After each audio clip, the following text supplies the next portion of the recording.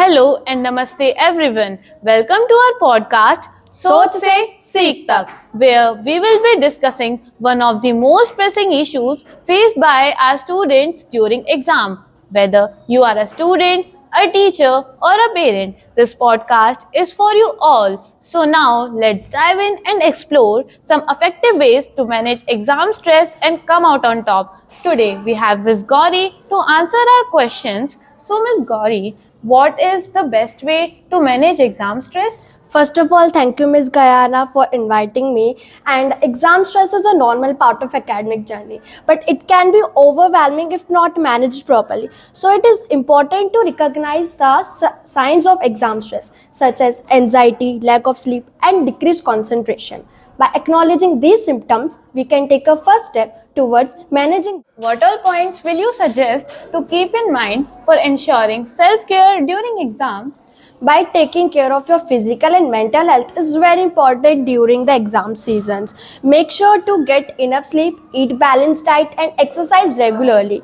Engage in the activities which makes you relax, such as meditation, deep breathing or yoga.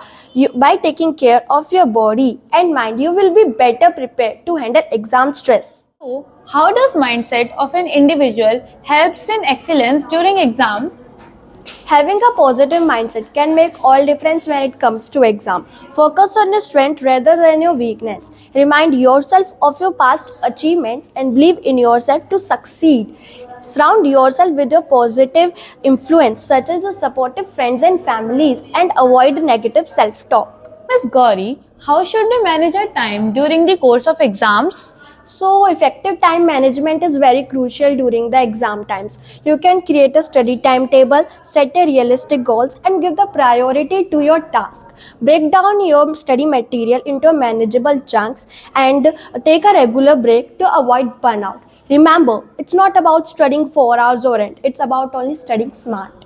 So, what additional tips would you like to share with us?